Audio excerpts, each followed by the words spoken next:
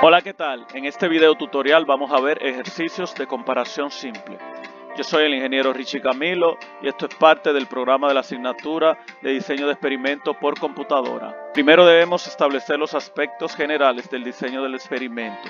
Estos incluyen la variable de interés, la elección de la muestra, la elección del alfa o nivel de significancia, así como también si utilizaremos una prueba Z o una prueba T.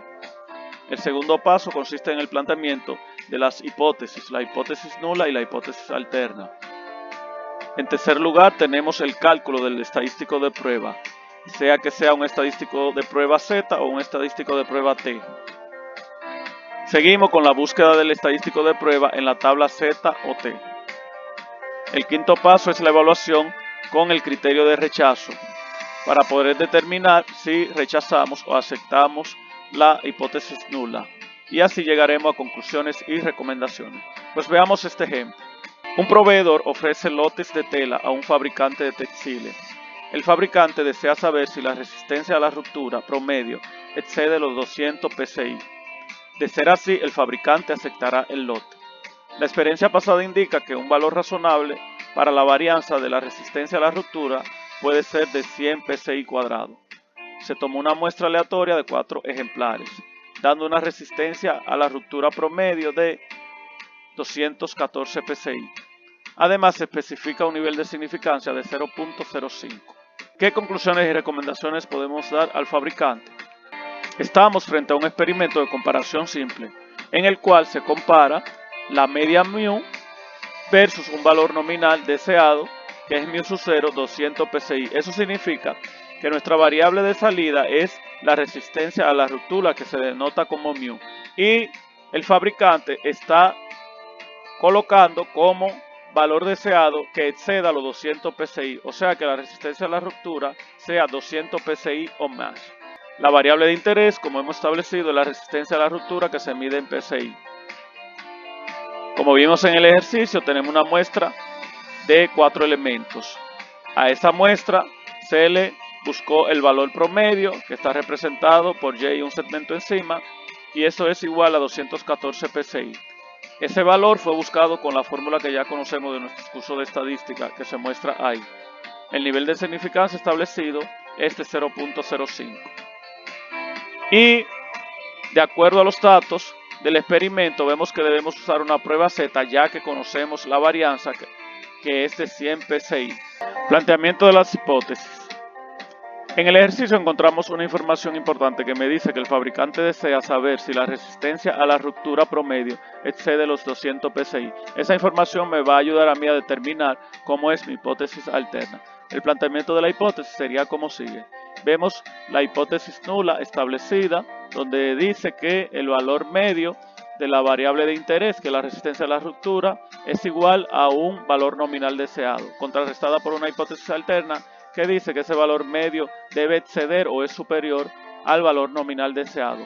Visto aquí ya con la sustitución del valor nominal deseado, vemos la hipótesis nula y tenemos la hipótesis alterna, que realmente es lo que el fabricante desea, que ese valor medio supere los 200 psi.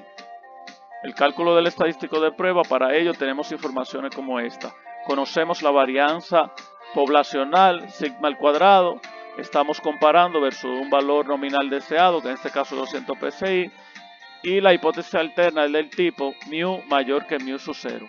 Por tanto, esto nos dice que debemos utilizar una prueba Z. Y buscamos la tabla de la prueba Z. ¿Por qué prueba Z? Porque conocemos la varianza poblacional sigma al cuadrado. Vemos aquí en la tabla la combinación de mis hipótesis, es esta que está aquí, por tanto utilizaré este estadístico de prueba y cuando lo calcule voy a comparar el de la tabla y establecer este criterio de rechazo para ver si acepto o no la hipótesis nula. Aquí se muestra el estadístico de prueba que voy a calcular, es este que está por aquí.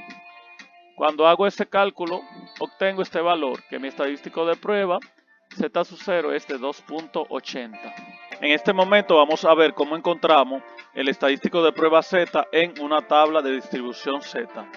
Conocemos que mi nivel de significancia es 0.05. Hacemos este pequeño cálculo 1 menos 0.05, que es igual a 0.95. Con ese valor me voy a lo que es una tabla de distribución Z. Aquí busco los valores que más se asemejen a esta probabilidad de 0.95. Vemos que ese valor está entre 0.94, 950 y 0.95543. Entre esos dos números es que se encuentra el valor más semejante a 0.95. Eso me da que mi Z es de 1.6, casi 1.7, por tanto busco el valor medio entre ellos dos. Y eso me da que mi Z de alfa es igual al Z de 0.05, que es 1.65. En una de las tablas anteriores habíamos visto que el criterio de rechazo a utilizar nos dice que si Z sub 0 o el Z calculado es mayor que el Z de 0.05, entonces procedemos a rechazar la hipótesis nula. Podemos ver lo siguiente: el Z sub 0 calculado hace un momento resultó ser de 2.80 y cuando fuimos a buscar el Z de la tabla nos dio 1.65. Eso significa que el criterio de rechazo se cumple y que por tanto nuestro Z calculado, el Z sub 0, que es de 2.80, cae dentro de lo que es la región crítica que se inicia a partir del Z de la tabla de 1.65. ¿A qué conclusiones llegamos? Recordamos la hipótesis establecida, que son esas que están ahí, y que al cumplirse el criterio de rechazo, como su nombre lo indica, nosotros procedemos a rechazar la hipótesis nula y se concluye que la resistencia promedio a la ruptura excede los 200 psi. Por tanto, se le recomienda al fabricante que acepte el lote.